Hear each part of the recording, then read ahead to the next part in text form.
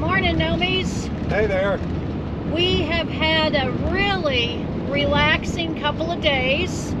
We camped out on the Glen Highway near Palmer and had two just absolutely beautiful days. First time we saw sunshine in a good week or more. Yeah. And so we just hung out and enjoyed it. We resupplied. Yeah. Palmer's a great place to do that. So we are now on the road south on the Glen Allen Highway. Yeah, the Glen Allen Highway, headed toward Valdez. So we should be in Valdez today. And we're going to stay for 2 nights. We got us a campground with electric so we can recharge everything, since we had 10 days or so of clouds and rain and not much solar power. So we're looking forward to seeing Valdez. If you haven't already, subscribe to the channel if you want. Give us a thumbs up. Leave us a comment at the end. And hang on, we'll be right back.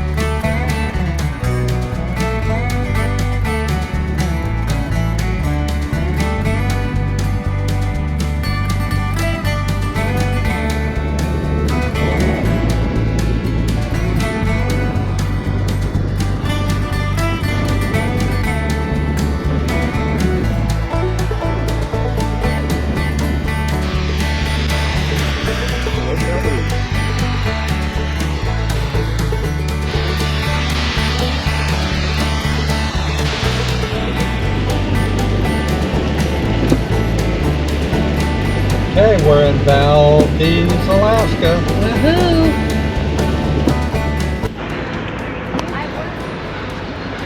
All right, looking over the harbor at Valdez this morning. Finally have a little sunshine.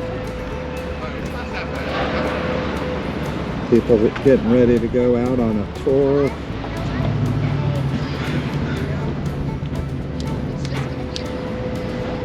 Starting to burn off a little bit.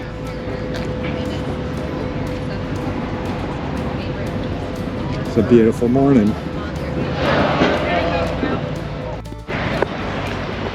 There's the bubbling brook.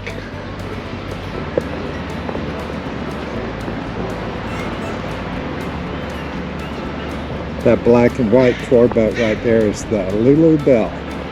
Looks pretty sweet. These are some hardcore fishing boats here.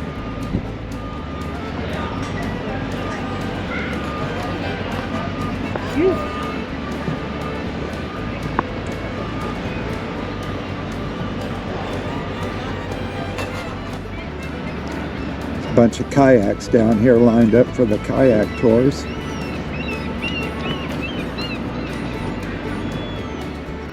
Valdez Harbor, pretty big. There's a protected harbor over there. There's another harbor out here. The fishing boats have crazy nets on them. It's trying so hard to break off. I mean, it just looks like it's going to be beautiful down in here once these clouds burn off. Fingers crossed that they do burn off. And the town is full of bear in the area signs. So there's a shark. This would be $100 salmon dinner in Alaska. It's free, courtesy of our campground host at our last campground. Yeah. Many thanks Some for that. delicious fresh caught salmon. Out of the Kasilof River. Out of the Kasilof River. We just visited the Maxine and Jesse Whitney Museum, which is located on the campus of the Prince William Sound College in Valdez. And while it's a relatively small museum, it is like in the top 10 for local or native art and artifacts. And I read a really cool thing that I didn't know. Art was held by the Westerners as art for art's sake, and seemed to be a way to keep their art over artifacts, which were indigenous people's art. So I thought that was kind of interesting. But lots of ivory, lots of native-made clothing, and the taxidermy was just beautiful. The lots of bears and wolves and, well, you name it, all in pristine condition. We were really impressed with the art of this museum. The Maxine and Jesse Whitney Museum contains one of the largest collections of native Alaskan art and artifacts in the world. The Whitneys came to Alaska in 1947, and Maxine traveled to native villages throughout the territory, buying directly from the artist to sell in her gift shop. In 1969, Maxine assumed ownership of the Eskimo Museum in Fairbanks and continued her collection until the mid-1980s. The collection was donated by Miss Whitney to Prince William Sound Community College in '98. So they're really lucky to have them. What a beautiful collection of artifacts. We really enjoyed seeing everything here.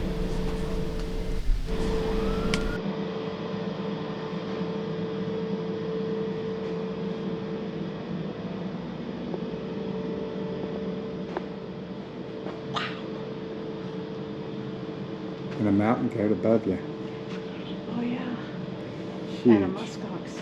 How big is that polar bear? I have seen a lot of taxidermy since we've been in Alaska. Just about every visitor center and museum has some, but I must say that these are among the best looking specimens that I have seen anywhere. They really are a first-class exhibit. Just beautiful.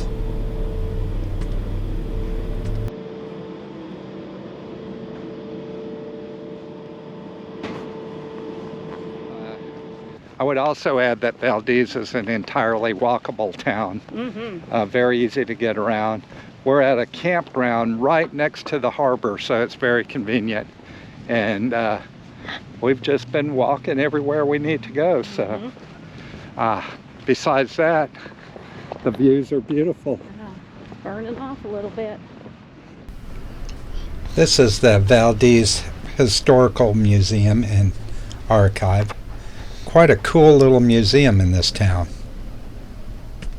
The most famous bar. The most famous bar in Valdez? Yeah.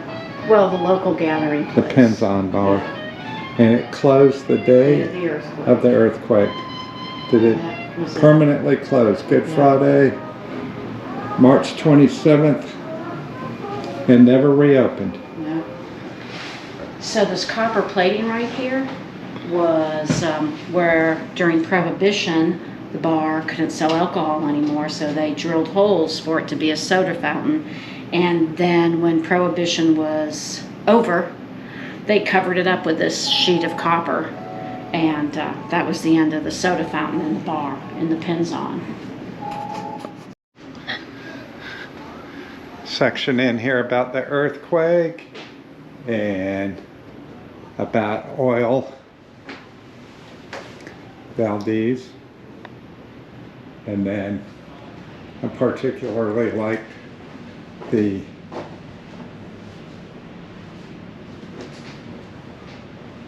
display about the oil spill in 1989. Here's a calendar from March of 1989, Incidentally, that's when the Valdez went down, featuring the Exxon Valdez. And on top of it, it says, "Take time to be careful now." The irony. This is Old Town Valdez, the Valdez that existed prior to the Good Friday earthquake in March of 1964. We're standing where the small boat dock was, and over this way is the old cannery and where the Union Oil tank farm was. Valdez, this part of Valdez was sitting on right at two tectonic plates, and when the earthquake happened, the plate underneath moved and created a landslide that was under the water. I didn't realize that Valdez was only 45 miles from like the epicenter of the earthquake, and the whole town was lost. So geologists discovered that 4 miles to the west, I guess, was much safer to build on, and so the people who stayed moved everything over there, which is where we're staying. You can see it over there. It's really interesting because the some of the stampeders that were headed to the Klondike came through here instead of going up through Canada. They called it like the American way or a route or something. But the problem was they had to cross this crazy Valdez Glacier that back in the old days, which wasn't that long ago, 100 and something years ago, that glacier reached all the way down here. And they had to like hike so many miles to get to the glacier, then they had to hike up and over the glacier. So they established the town right here, which was the closest place access to the glacier from the water. To get inland. So although it was very, very unstable, this old town, it was built on moraine and soft sand, and it was just an accident waiting to happen. So when the earthquake did hit, the town was destroyed. The whole dock area right here slipped into the water. It's like an underground avalanche, and there were fissures all over town, so it just really destroyed everything. Yeah, the town was just covered in fissures. There was a map in the museum. By the way, this town has 3 fabulous museums. It's a beautiful but deadly spot, that's for sure. Valdez has had its share between being destroyed, the old town, by the earthquake, and then the oil spill in 1989. They've had to be really resilient to come back from both of those disasters. It's a beautiful spot though. You can see all kinds of artifacts here from the original earthquake, including part of the old pier there. So all this steel structure here. Big steel tank. This is just littered with iron in here. This is where they were talking about, right? Because wouldn't that be a pass? Like that part of the glacier right there? I would guess so. Yeah. And then they had to go over the Thompson Pass through Keystone. Oh yeah, they took a boat on that glacial lake. And then the river. Left over from the original earthquake.